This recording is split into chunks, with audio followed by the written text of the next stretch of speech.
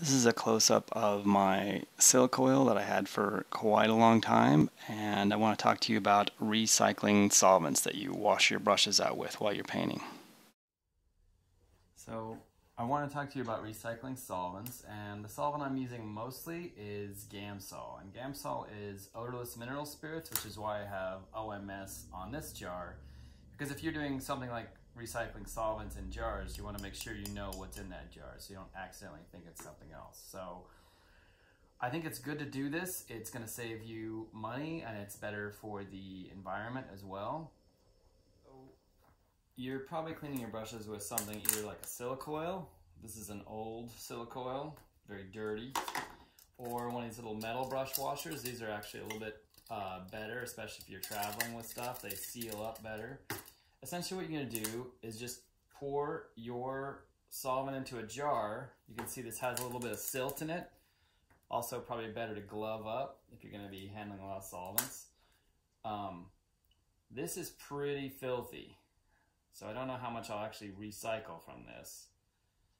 But what will happen eventually is the silt all settles to the bottom, and if you really want to clean this out, this one's kind of a lost cause, but if you really want to clean this out, I could just fill it with more solvent and pour that in, and then you let it settle, and what you get is clean stuff. This was really pretty clean, and you can pour that back in off the top. So silica oils are less expensive than the metal brush cleaners, but they have the disadvantage of having this coil in here, which you can't really take out. I've tried it. If you take that out, you won't be able to get it back in. So if you have one of these, don't try to pull that out. Just clean it out as best as you can by putting more solvent in there, shaking it up, and getting rid of it. But I have used this for quite a while, as you can tell, and I could get it clean enough to use to clean brushes with still, so still useful. Here's a small metal brush washer. These are pretty good because this inside part is removable, right? So if you really want to clean it, these both travel better and are easier to clean more thoroughly.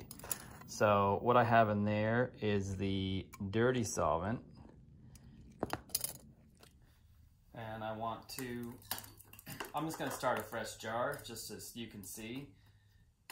Basically what you'd want to do is agitate this so that you make sure you get all the dirt that you can. Which is also why it's good that these seal up well. So I put it in here and it's pretty opaque, like pretty muddy.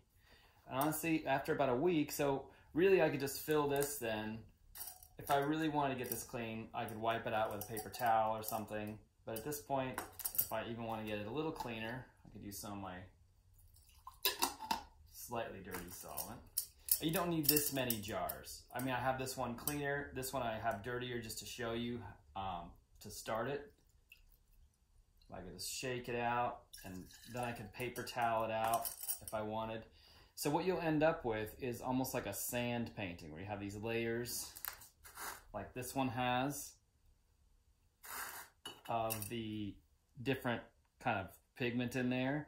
And if I pour the solvent off the top, what I have at the bottom is mostly this sort of silt. So if you really want to dispose of that silt in a very responsible way, you could put it in a freezer bag with some kitty litter and then toss that out. It's pretty inert stuff.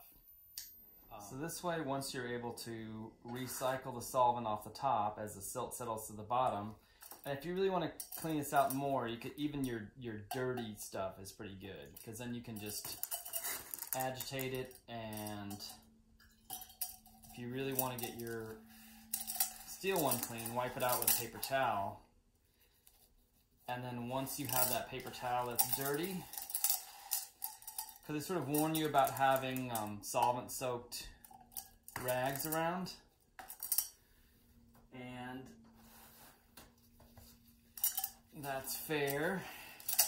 One way to control the oxygen that's getting to these that makes them dangerous to combust is if when you're done wiping it out, if you take your glove and just grab your dirty rag and turn it inside out, and you can do it again, and then you have like a double bagged little solvent rag, which is much less likely to, air's not really getting to it. You can just throw that away.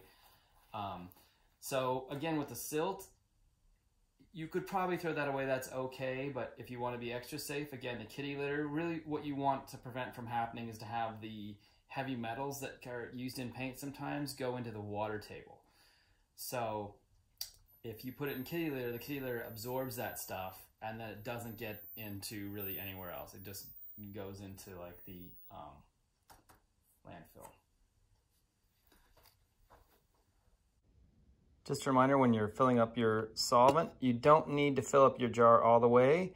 Just a little bit above either the little holes that clean the paint out, or if you have a silica oil, the little coils, the metal coils that wash your bristles out. That's all you need. So now I can just refill my brush washer with even the slightly dirty, and then top it off with the new as needed. That way you're using much less of the new solvents. That's going to be much more affordable for you, and you end up with the stuff that's pretty much a solid that's easier to dispose of and better for the environment. So here's the dirty solvent right out of the brush washer, the odorless mineral spirits. Even after 1 day, it clears up quite a bit. The silt settles to the bottom. After 2 days, you'd have plenty you could use at the top, especially if you're just using this to wash your brushes. You don't need it to be pristine. So even after a couple days, you can really recycle most of your solvents. If you wait longer, it will separate even more.